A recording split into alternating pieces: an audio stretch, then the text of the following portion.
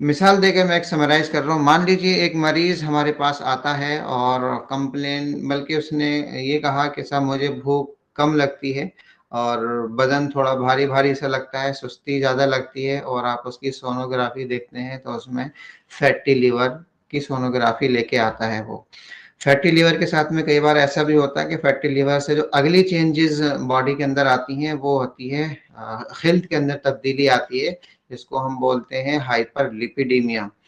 तो fatty liver सबसे पहली चेंज है, उसके बाद में जब हेल्थ में तब्दीली हो जाती है, हाइपरलिपिडीमिया हो जाता है, तब हम उसको हेल्थी मर्ज कहने लगेंगे और उसको हेल्थ में शुमार करेंगे। हेल्थ में पहले भी मैं बता चुका हूँ कि हेल्थ हम उसको कहेंगे जो ब्लड के साथ में सर्कुलेट कर रही होती है चीज़, वो तमाम चीज़ें, वो तमाम के तमाम अखलात हैं। तो एक मरीज ऐसा आता है, चाहे उसको फैटी लिवर हो या हाइपरलिपिडीमिया हो, हाइपरलिपिडीमिया थोड़ा आगे बढ़ गया, फैटी लिवर अभी इनिशियल स्टेज थी, आप अगर उसको वहीं ट्रीट कर देंगे तो हाइपरलिपिडीमिया बिल्कुल भी नहीं होगा। आप उसको बता सकते हैं कि अभी तो इसमें फैटी चेंजेस आई हैं, अगर आपने इसका इलाज नहीं किया तो ये कन्वर्ट हो जाएगा हाइपरलिपिडीमिया में, लिपिड प्रोफाइल डिस्टर्ब हो जाएगा, उसके बाद में ब्लड प्रेशर डिस्टर्ब होगा, फिर हार्ट की प्रॉब्लम्स सामने आएंगी।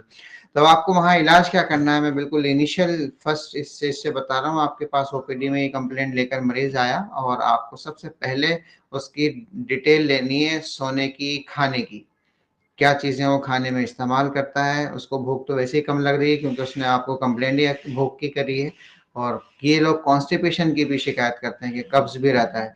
तो इसलिए इन लोगों की सबसे पहले आप खाने पीने का हिस्ट्री लेंगे, उससे आपको अंदाज़ा हो जाएगा कि क्या क्या चीज़ें ज़्यादा इस्तेमाल करते हैं। फिर आप पिन पॉइंट उन्हीं चीज़ को जाकर फोकस करिए और उन चीज़ को बंद करने के लिए और उन चीज़ को, उनसे बचने के लिए उनको हिदायत दीजिए। साथ हिदायत देने के साथ साथ कोशिश ये करें कि उनको हम समझाएं कि इससे क्या नुकसान हो सकता है, क्योंकि हमारे पास ओपीडी में इतना वक्त नहीं होता, हम फिर भी उसको कोशिश करते हैं बताएं उसको, क्योंकि मरीज बहुत ज़्यादा होते हैं, हम उतना वक्त नहीं देते इसलिए। लेकिन आपके पास अगर वक्त है और मरीज आपको पैसे देके जा रहा है, चाहे वो कंसल्टेशन के हों या दवा के हों, अगर आपके पास वक्त है तो मरीज के साथ थोड़ा सा वक्त गुजारिए, उससे बात करिए, उससे उसकी प्रॉब्लम सुनिए और उसके बाद में आप अपना जो सॉल्यूशन देना चाह रहे हैं उसको समझाइए। थोड़ा बहुत पढ़ा लिखा होता है तो हर इंसान इस तरह के सॉल्यूशंस को समझने की कोशिश करता है। खासतौर से जो ब्लड प्रेशर वाले मरीज होते हैं या शुगर वाले मरीज होते हैं, वो तो बहुत ही ज़्यादा इन चीज़ों का ध्यान रखते हैं और आपसे पढ़ने की, कुछ सीखने की, समझने की कोशिश करना चाहते हैं। तो उनको सीधा सीधा समझाइए कि ये मैदा वाले आइटम आपको इस्तेमाल नहीं करने हैं, क्योंकि मैदा के ज़्यादा इस्तेमाल से शुगर का लेवल भी बढ़ता है, उससे जिस्म के अंदर मोटापा बढ़ेगा। मैदा के इस्तेमाल से आपका एसिडिटी हो जाएगी, मैदे के इस्तेमाल से। तो ये कुछ साइड इफ़ेक्ट्स होते हैं, कुछ नुकसानात हैं जो आप उसको बता सकते हैं। मैदा के साथ में आप उसको खाने के बारे में बताएँगे कि आपको खाना इतना खाना है कि भूख से तकरीबन आधा रोटी या 1 रोटी कम खानी है। कई खाने एक साथ इस्तेमाल नहीं करने हैं। सोयाबीन का खाना, सोयाबीन चीज़ की चीज़ें आपको इस्तेमाल नहीं करनी है। जो भी जितने भी फैटी लिवर वाले केसेस आएँ, पहली फुर्सत में आप उसका सोयाबीन ऑयल बंद कर दीजिए। नहीं तो आप दवा भी खिलाते रहेंगे और सोयाबीन ऑयल अंदर जाता रहेगा, क्योंकि ऑयल एक ऐसी चीज़ है जो आपके हर खाने के अंदर बॉडी में जाएगा, चाहे वो नाश्ता वॉइस कर रहा हो। बहुत ज्यादा कट कट कर रही है। वॉइस कट गई। चलिए जोड़ते हैं उसको। यस सर, बहुत ज्यादा वॉइस कट कट कर आ रहा है।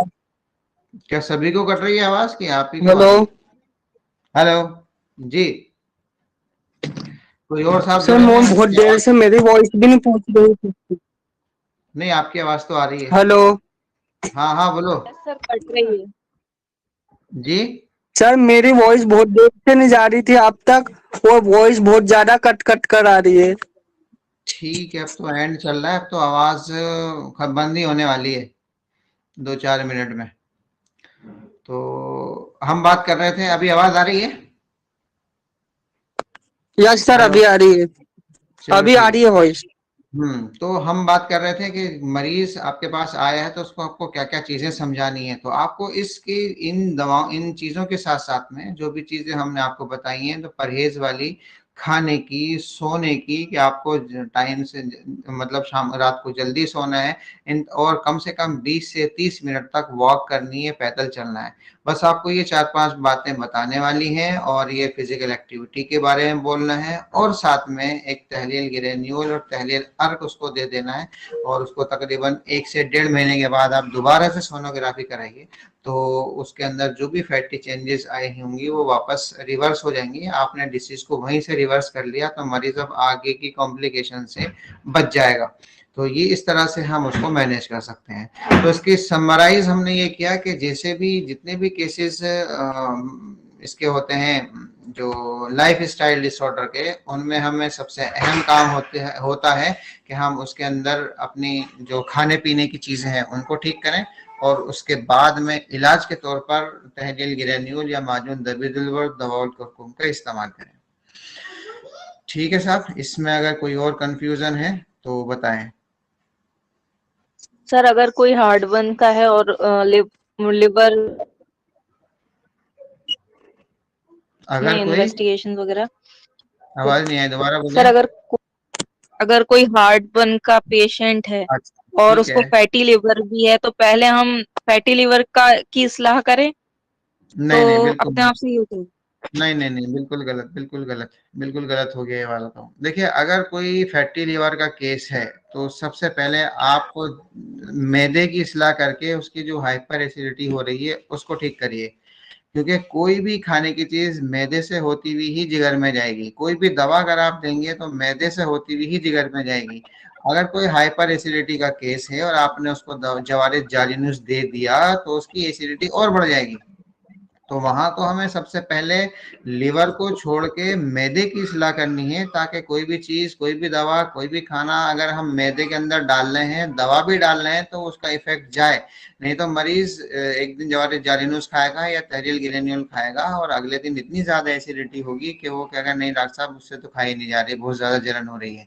तो आपको वहां पर पहले 1 दिन 2 दिन 2-4 दिन पहले उसको परहेज बताना है कि लहसुन, प्याज, मिर्च, मसाले, गोश्त, इन चीज़ों का इस्तेमाल कम रखें, एसिडिटी कम हो जाएगी उसकी।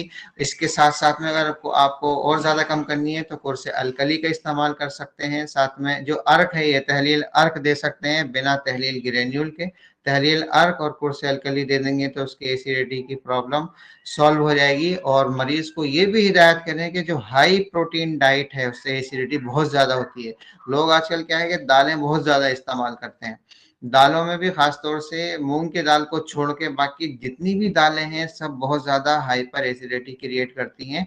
इसलिए दालों का इस्तेमाल कम होना चाहिए। नहीं तो कुछ इलाके, कुछ जगहें ऐसी हैं जहां पर दालों का इस्तेमाल रोज होता है। रात को तो जैसे कुछ जगह पे खिचड़ी खाई जाती है, वो दाल की खिचड़ी है वो, तो उसका भी इस्तेमाल होगा। उसके उसके इस्तेमाल की वजह से बहुत ज़्यादा जब वो इस्तेमाल होती हैं तो उससे हाइपर एसिडिटी हो जाती है। इसलिए इन चीज़ों का ध्यान में रखना है। तो पहले आप मैदे का काम करेंगे, उसके बाद में आप जिगर की सलाह करेंगे। जी, कोई और सवाल?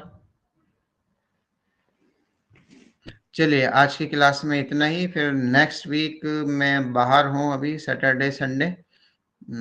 तो मंडे या ट्यूसडे में हम इसमें डालेंगे, उसके बाद में अगला सेशन लेंगे।